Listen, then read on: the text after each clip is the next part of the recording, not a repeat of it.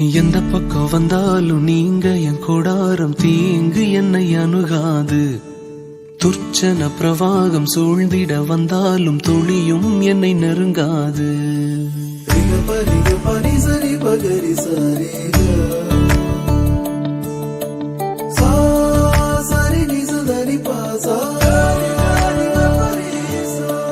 எந்த பக்கம் வந்தாலும் நீங்க என் கொடாரம் தீங்கு என்னை அணுகாது.